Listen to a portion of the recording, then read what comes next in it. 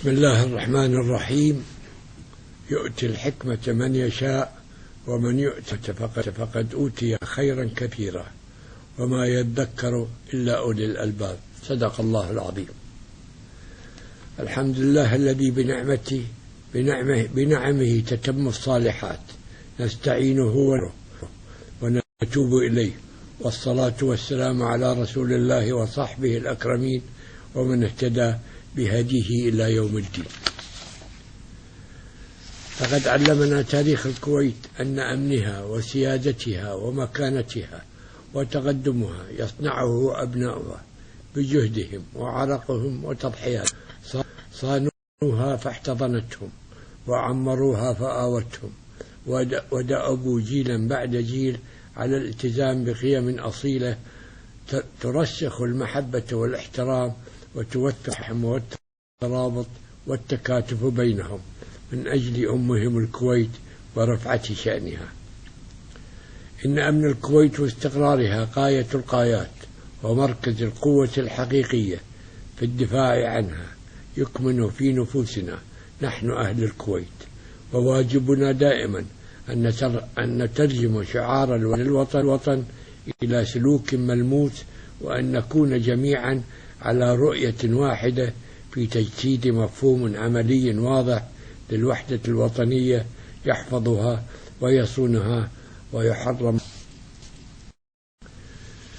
إخواني وأخواتي، إني ومن منطلق المسؤولية الغالية الملقاة على عاتقي أؤكد ما طالما أفضت فيه وأسهبت من أننا في صلب عالم سريع الإيقاع بتبعاته وارتداداته علينا وعلى المنطقة بأسرها.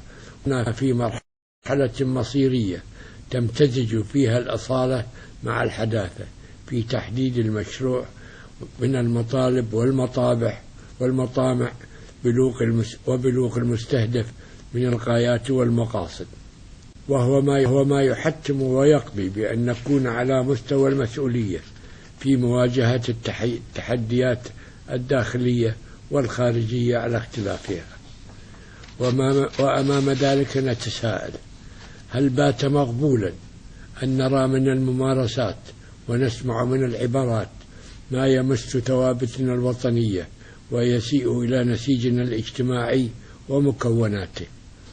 هل أصبح التهديد والشحن والإثارة وتعبئة الجماهير واستخدام الأساليب الغريبة وانتهاج الفوضى والانفلات بديلا للاحتكام للقانون وتأكيد سلطته والحفاظ على هيبته؟ أليس قريبا أن تجهض الإنجازات وتفوت الفرص ويهدر الوقت وتضيع الجهود في أمور عقيمة لا طائل منها، ونحن بأمس الحاجة إلى توجيه ما نملك من طاقات وقدرات نحو تحقيق المشروعات التنموية المستهدفة؟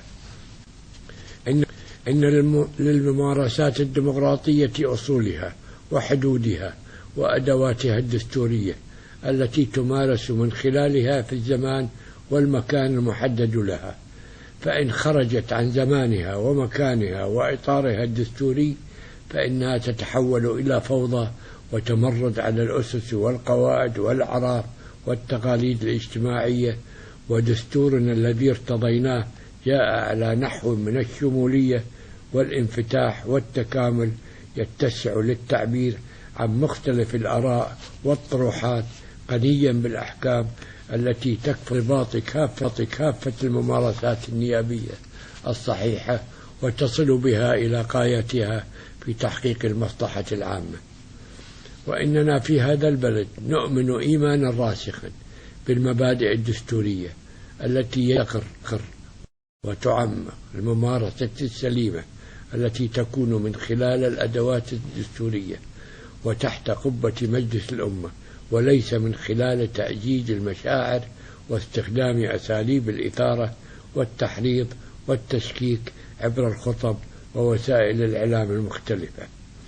وفي الصدق إنه من دواعي الأسف أن يستمر البعض بترديد الادعاء بتوجهات للتعدي على الدستور والتجاوز عليه وغيرها من طروحات التشكيك وخلط الأمور سعيا لتحقيق سياسية رخيصة. إن إيماننا راسخ بالديمقراطية، وكذلك التزامنا وتمسكنا بالدستور وأحكامه بما لا يسمح بأي مزايدات مرفوضة بهذا الشأن. وهنا ينبغي التأكيد بأن لا أحد يملك الوصاية على الدستور، وكلنا يعلم بأن أحكام الدستور قد نظمت آليات وإجراءات تعديله. ولعل دعاة هذه الشائعات والشكوك هم أكثر من ينتهك أحكام الدستور ويخالف مبادئه ونصوصه. إخواني وأخواتي،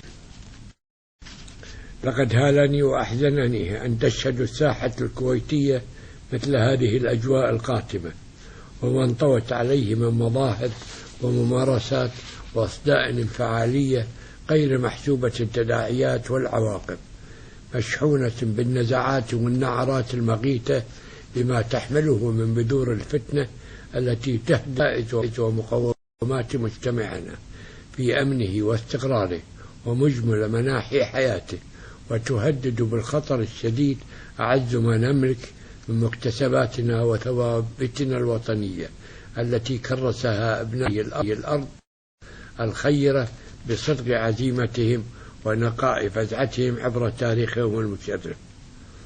وأمام ذلك أصارحكم القول وبكل الأسى والألم أن ما ابتليت به الساحة الكويتية مؤخرا من ممارسات مؤسفة تجاوزت كل الحدود في تشويه وجه الحرية الديمقراطية والعمل الوطني في دولة الكويت، لتفتح باب الفوضى والانفلات وتشيع أجواء التوتر والتناحر واستفزاز المشاعر والمحاكات والمزايدات والاستعراضات المشبوهة التي أثارت قلق المواطنين وهواجسهم تجاه مستقبل وطنهم وأبنائهم.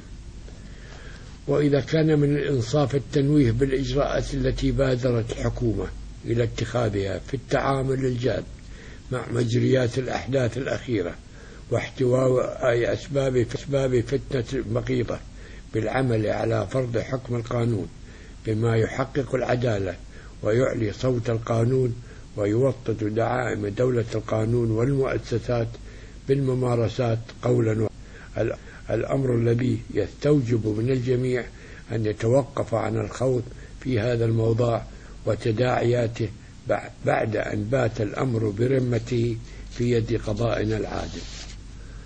إخواني وأخواتي، إن أشرف الشرف هو صدق الانتماء لهذا الأرض الطاهرة، فهو ميزان تفاضلنا ورسالتنا السامية، وحدتنا الوطنية وإذكاء روحها وتأصيل مفهومها، فهي حق الوطن في أعناقنا وقدرنا المشترك الذي عاهدنا الله على الذود عنه وحمايته من شرور المصالح الشخص والمكاسب السياسية ومهالك العصبية والقبلية والطائفية وحسراتها، وهو ما يدعو إلى المزيد من التآخي والإيثار والتفاني والحس الواعي في ترسيخ هذه الوحدة وإعلائها فوق كل اعتبار، لتبقى سر المجد والاقتدار لشعب مؤمن بلحمته وإرادته الجامعة في صنع حياة حرة كريمة على تراب وطن آمن حافل بأسباب التقدم والارتقاء، فجعلت من أبنائه واحدة في السراء والضراء، حاضنة مختلف المشارب، ملتقية على كلمة سواء، وهدف لا يحيد عن تقديم المصلحة الوطنية على ما عداها. وستبقى هذه الوحدة بعون الله أقوى وأكبر بكثير من أن ينال منها أي تصرف شاذ هنا أو هناك. ستبقى الصخرة المنيعة الكفيلة بتفويت أي فرصة للعبث والتخريب على أي مستوى وفي أي مجال. إخواني وأخواتي، إذا كنا نفخر بالديمقراطية والحرية التي ننعم بها، فينبغي أن ندرك بأنها أداة